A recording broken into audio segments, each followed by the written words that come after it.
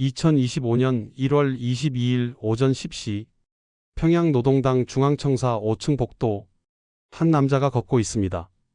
그의 손에는 흰 봉투가 들려 있습니다. 작은 봉투 안에는 A사 용지 반 장 크기의 종이가 들어 있을 것입니다. 그는 빠르게 걷지 않습니다. 하지만 멈추지도 않습니다. 목적지가 명확한 걸음입니다. 복도를 지나가는 다른 사람들이 그를 봅니다. 그리고 재빨리 시선을 돌립니다. 그가 누구인지 알기 때문입니다. 그가 들고 있는 봉투가 무엇인지 알기 때문입니다. 저 봉투 안의 종이 한 장이 누군가의 운명을 바꿀 것입니다. 아니, 이미 바꿨습니다. 저 종이는 결정이 아니라 통보입니다. 남자가 한 사무실 앞에 섭니다. 문패를 확인합니다. 특별조정실. 노크를 합니다. 안에서 목소리가 들립니다. 들어오십시오. 남자가 문을 엽니다. 안에는 최철민이 앉아 있습니다. 책상 앞에서 서류를 보고 있습니다. 고개를 들지 않습니다. 남자가 다가갑니다. 책상 앞에 섭니다. 봉투를 내밉니다. 여전히 최철민은 고개를 들지 않습니다. 하지만 손을 뻗습니다. 봉투를 받습니다. 그제야 고개를 듭니다. 남자를 봅니다. 수고하셨습니다. 단 3글자. 남자가 뒤로 물러납니다. 문을 나갑니다. 모든 과정이 30초도 걸리지 않았습니다. 하지만 이 30초가 북한 권력 구조의 모든 것을 바꿨습니다. 어떻게? 오늘 우리는 그 비밀을 공개합니다. 쪽지 하나로 권력이 이동하는 북한 시스템의 실체, 그리고 최철민이 어떻게 정보 흐름의 중심이 됐는지 지금부터 시작합니다. 이 영상이 도움이 되신다면 구독과 좋아요 부탁드립니다. 알림 설정까지 하시면 북한 권력의 가장 은밀한 메커니즘을 놓치지 않고 받아보실 수 있습니다. 시작합니다. 북한 권력 시스템을 이해하려면 먼저 정보 흐름을 이해해야 합니다. 북한은 정보로 움직이는 나라입니다. 누가 무엇을 알고 있는가? 누가 먼저 정보를 얻는가? 누가 정보를 김정은에게 전달하는가? 이 모든 것이 권력을 결정합니다. 그리고 그 정보는 대부분 종이로 전달됩니다. 쪽지입니다. 북한에서 쪽지는 단순한 메모가 아닙니다. 그것은 명령이고 보고이고 결정입니다. 쪽지는 기록에 남지 않습니다. 컴퓨터 시스템에 저장되지 않습니다. 읽고 나면 대부분 불태워집니다. 하지만 그 짧은 순간 쪽지는 권력을 옮깁니다. 2025년 1월 북한 내부에서 중요한 변화가 일어났습니다. 보고선의 변경입니다. 보고선이란 정보가 흐르는 경로를 말합니다. 누구에게 먼저 보고하고 누구를 거쳐 김정은에게 올라가는가. 이 순서가 곧 권력 서열입니다. 기존 보고서는 이랬습니다. 실무자 부부장 부장 당 비서 김정은 5단계였습니다. 하지만 1월부터 새로운 단계가 추가됐습니다. 실무자 부부장 부장 최철민 당 비서 김정은. 최철민이 중간에 끼어든 것입니다. 이것은 무엇을 의미할까요? 모든 중요한 정보가 최철민을 거친다는 뜻입니다. 그가 승인하지 않으면 김정은에게 올라가지 않습니다. 그가 걸러내면 김정은은 그 정보를 보지 못합니다. 최철민은 게이트키퍼가 된 것입니다. 정보의 문지기. 1월 22일 오전. 바로 그 쪽지가 최철민에게 전달된 날입니다. 그 쪽지에는 무엇이 적혀 있었을까요? 탈북자 증언과 내부 소식통 정보를 종합하면 대략 이런 내용이었습니다. 함경북도에서 식량 부족 사태 발생. 주민 불만 고조. 긴급 대책 필요. 짧은 보고서였습니다. 과거에는 이런 보고서가 바로 당 비서에게 갔습니다. 당 비서가 검토하고 김정은에게 올렸습니다. 하지만 이제는 다릅니다. 먼저 최철민에게 갑니다. 최철민이 읽습니다. 판단합니다. 그리고 결정합니다. 이것을 김정은에게 올릴 것인가 말 것인가. 최철민이 판단한 결과는 무엇이었을까요? 그는 보고서를 책상 서랍에 넣었습니다. 김정은에게 올리지 않았습니다. 왜일까요? 2가지 이유가 있을 수 있습니다. 첫째, 김정은을 귀찮게 하고 싶지 않았다. 이런 사소한 문제는 자신이 처리하겠다. 둘째, 이 정보를 자신의 카드로 보관하고 싶었다. 나중에 필요할 때 사용하기 위해. 어느 쪽이든 결과는 같습니다. 김정은은 함경북도의 식량 부족 사태를 모릅니다. 최철민만 합니다. 그리고 최철민이 이 문제를 어떻게 처리하느냐에 따라 함경북도 간부들의 운명이 결정됩니다. 이것이 정보 권력입니다. 같은 날 오후 2시 또 다른 쪽지가 전달됐습니다. 이번에는 군부에서 올라온 보고였습니다. 신형 미사일 시험 발사 준비 완료. 발사 일정 승인 요청. 군사 문제는 매우 중요합니다. 김정은이 가장 관심 있어 하는 분야입니다. 과거에는 이런 보고가 인민무력부장을 거쳐 바로 김정은에게 갔습니다. 하지만 이번에는 달랐습니다. 보고서가 먼저 최철민에게 왔습니다. 최철민이 읽었습니다. 그리고 메모를 추가했습니다. 기상 조건 확인 필요. 국제사회 반응 예측 필요. 이 메모와 함께 보고서가 김정은에게 올라갔습니다. 김정은이 보고서를 읽었습니다. 최철민의 메모도 봤습니다. 그리고 최철민에게 전화했습니다. 철민 동무, 자네 생각은 어떤가? 최철민이 대답했습니다. 원수님, 기상 조건이 좋지 않습니다. 일주일 연기하는 것이 좋겠습니다. 김정은이 고개를 끄덕였습니다. 그렇게 하게? 이 짧은 대화가 무엇을 의미할까요? 최철민이 김정은의 군사 결정에까지 영향을 미치고 있다는 뜻입니다. 군사는 인민무력부의 영역입니다. 하지만 최철민이 개입했습니다. 그리고 김정은은 최철민의 의견을 따랐습니다. 인민무력부장 리영철은 어떻게 생각했을까요? 리영철은 불만이 있었을 것입니다. 하지만 표현하지 않았습니다. 표현할 수 없었습니다. 왜냐하면 최철민은 김정은의 신임을 받고 있기 때문입니다. 리영철이 최철민에게 항의하는 것은 곧 김정은에게 항의하는 것과 같습니다. 그럴 수는 없습니다. 1월 말, 당 중앙위원회에서 회의가 열렸습니다. 주제는 내년도 예산 배분이었습니다. 당, 군, 내각이 각자 얼마의 예산을 받을 것인가? 이것은 매우 민감한 문제입니다. 예산이 곧 권력이기 때문입니다. 많은 예산을 받으면 많은 일을 할 수 있고 많은 일을 하면 영향력이 커집니다. 회의에 참석한 사람들은 10명이었습니다. 당에서 5명, 군에서 3명, 내각에서 2명, 그리고 최철민. 그는 어느 조직에도 속하지 않았습니다. 보위성 소속이지만 이 자리에서는 중재자 역할이었습니다. 아니, 중재자가 아니라 결정권자였습니다. 각 조직이 자신들의 예산안을 발표했습니다. 당은 작년보다 20% 증액을 요청했습니다. 군은 30% 증액, 내각은 15% 증액. 하지만 전체 예산은 제한되어 있습니다. 모두의 요청을 들어줄 수 없습니다. 누군가는 깎여야 합니다. 과거에는 이런 문제를 당 비서가 조율했습니다. 각 조직과 협상하고 타협점을 찾았습니다. 하지만 이번에는 최철민이 나섰습니다. 그는 각 조직의 예산안을 검토했습니다. 그리고 자신의 의견을 발표했습니다. 당의 요청은 과도합니다. 10% 증액이 적절합니다. 군의 요청은 합리적입니다. 다만 25%로 조정하겠습니다. 내각은 현 수준을 유지하는 것이 좋겠습니다. 이것은 의견이 아니라 결정이었습니다. 당 대표가 항의했습니다. 왜 당 예산을 깎는 겁니까? 당이 모든 것을 지도하는데 예산이 부족하면 어떻게 합니까? 최철민이 차분하게 대답했습니다. 당 동무, 당의 역할은 지도입니다. 지도에는 큰 예산이 필요하지 않습니다. 효율적으로 사용하면 됩니다. 반면 군은 무기를 개발하고 훈련을 해야 합니다. 이것은 돈이 많이 듭니다. 원수님께서도 같은 생각이십니다. 원수님께서도 같은 생각. 이 한마디로 논쟁은 끝났습니다. 당 대표는 더 이상 말하지 못했습니다. 최철민이 김정은의 뜻을 대변한다고 했기 때문입니다. 그것이 사실인지 아닌지는 중요하지 않습니다. 최철민이 그렇게 말했다는 것 자체가 힘입니다. 누구도 확인할 수 없습니다. 김정은에게 직접 물어볼 수는 없으니까요. 회의가 끝났습니다. 사람들이 나갔습니다. 복도에서 당 대표와 군 대표가 마주쳤습니다. 당 대표가 불만스러운 표정이었습니다.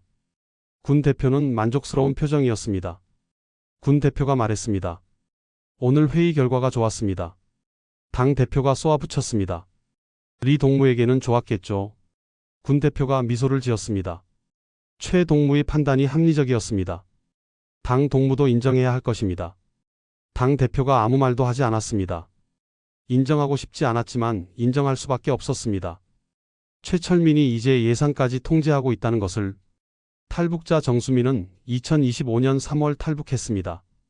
그는 당 재정경리부에서 일했습니다. 예산을 관리하는 부서입니다. 그의 증언입니다. 1월 말 예산회의 후 우리 부서가 난리 났어요. 최철민이 예산을 다 바꿔놨거든요. 우리가 몇 달 동안 준비한 계획이 하루 만에 뒤집혔어요. 처음에는 다들 화났죠. 근데 어쩔 수 없었어요. 최철민이 원수님 뜻이라고 하니까요. 정수민이 계속 말했습니다. 그때부터 우리 부서에서는 최철민을 예산 황제라고 불러요. 그가 승인하지 않으면 한 푼도 못 쓰거든요. 모든 지출 계획을 최철민한테 보고해야 해요. 그가 오케이 하면 진행되고 NO 하면 취소돼요. 부장도 최철민 눈치를 봐요. 이것이 최철민의 권력입니다. 정보를 통제하고 예산을 통제하고 인사를 통제합니다. 이 세 가지를 통제하는 사람이 진짜 권력자입니다. 직함은 중요하지 않습니다. 최철민의 공식 직함은 여전히 국가보위성 부상입니다. 하지만 실제 권력은 당 부장급보다 높습니다. 2월 초 중요한 사건이 벌어졌습니다. 평안남도 당 책임비서가 갑자기 교체됐습니다. 공식 이유는 업무 미흡이었습니다.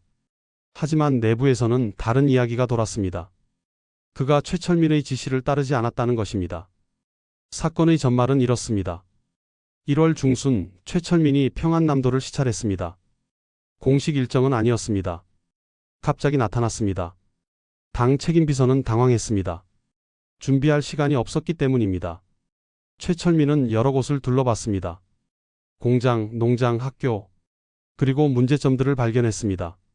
공장 설비가 낡았습니다. 농장 관리가 부실했습니다. 학교 건물이 낡았습니다. 최철민이 당 책임비서에게 물었습니다. 왜 이런 상태입니까? 당 책임비서가 변명했습니다.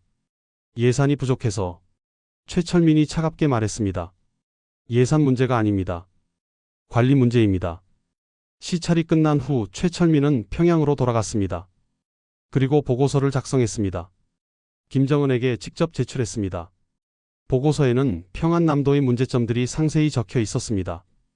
그리고 결론 평안남도 당 책임비서는 직무를 제대로 수행하지 못하고 있습니다. 교체가 필요합니다. 일주일 후 평안남도 당 책임비서가 해임됐습니다. 새로운 책임비서가 임명됐습니다. 누구였을까요? 최철민의 측근이었습니다. 40대 초반의 젊은 간부. 최철민과 함께 일한 경험이 있는 사람. 이것은 무엇을 의미할까요? 최철민이 지방 인사에까지 영향력을 행사하고 있다는 뜻입니다. 북한에는 13개 도가 있습니다. 각 도마다 당 책임비서가 있습니다. 이들은 매우 중요한 인물들입니다. 중앙의 정책을 지방에서 실행하는 사람들이기 때문입니다. 과거에는 이들의 임명을 조직지도부가 담당했습니다. 하지만 이제는 최철민이 개입합니다. 2월 말 기준 13개 도 중 5개 도의 당 책임비서가 최근 1년 내에 교체됐습니다.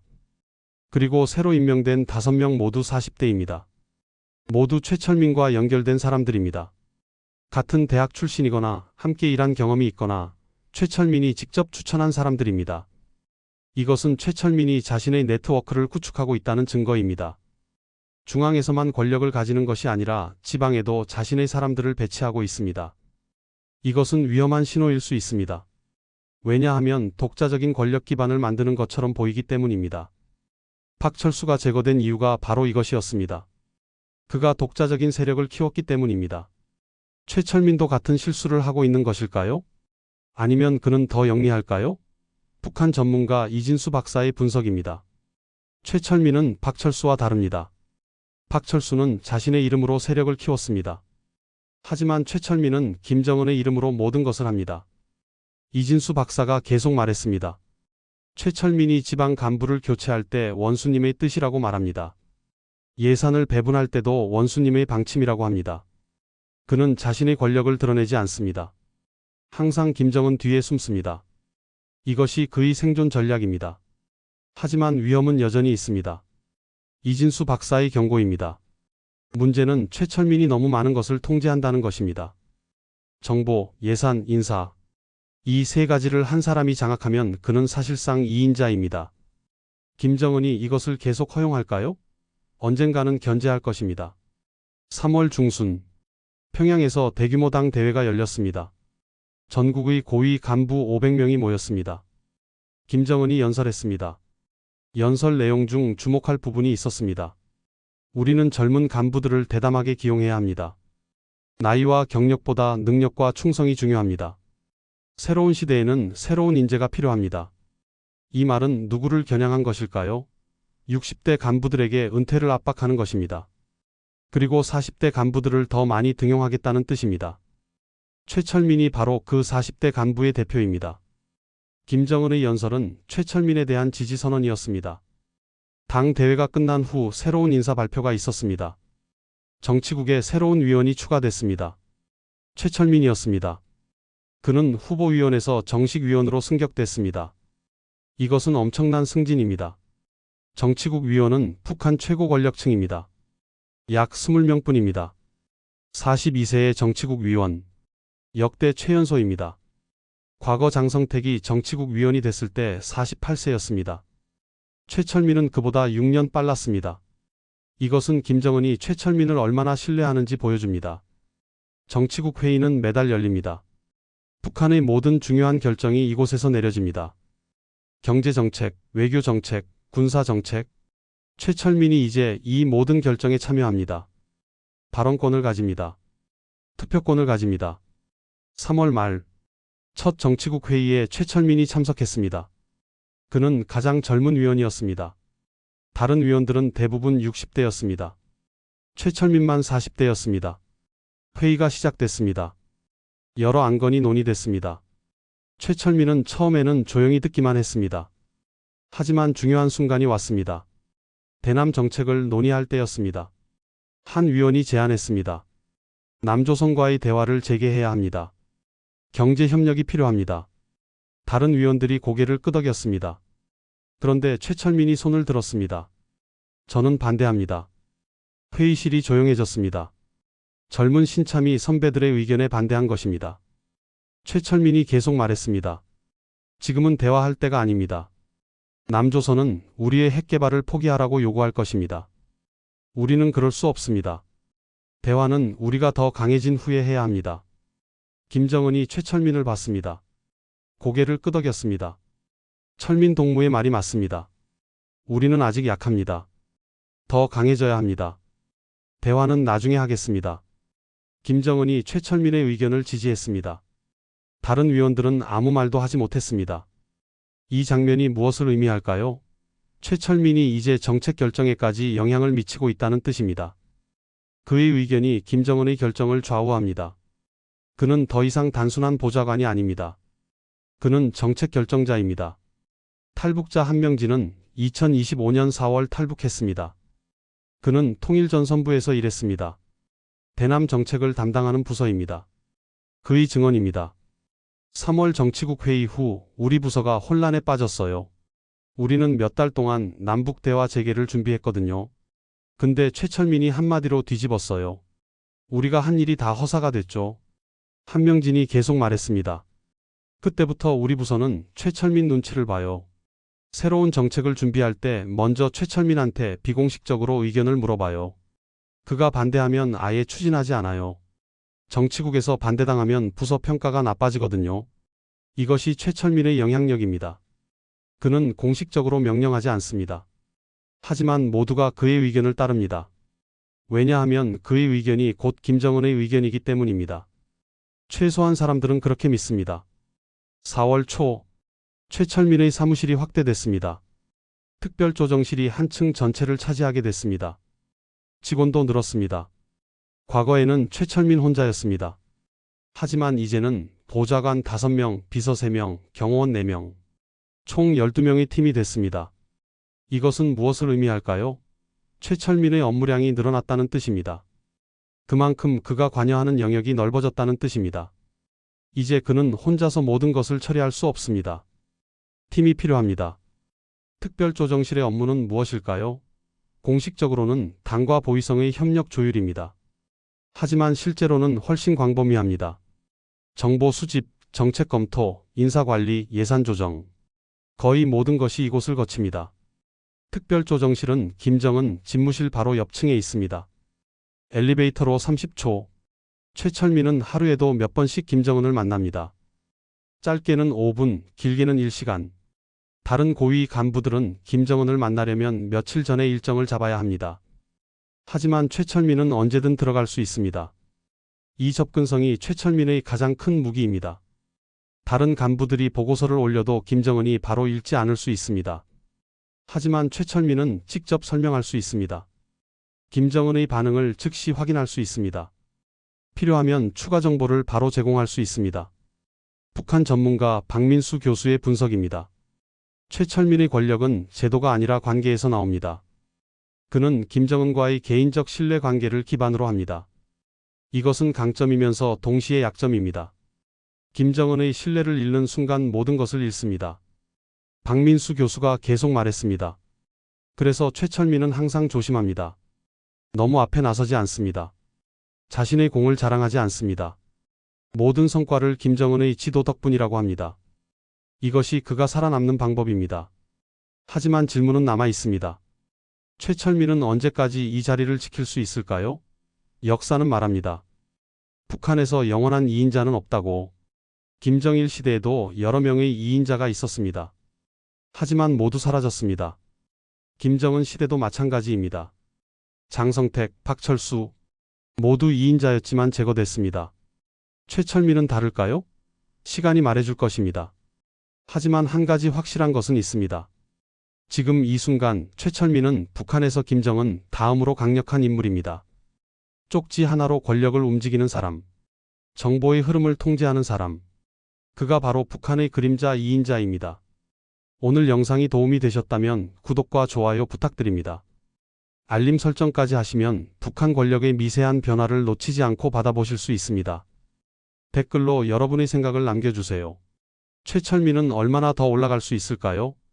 이것으로 북한 권력 재편 시리즈를 마칩니다.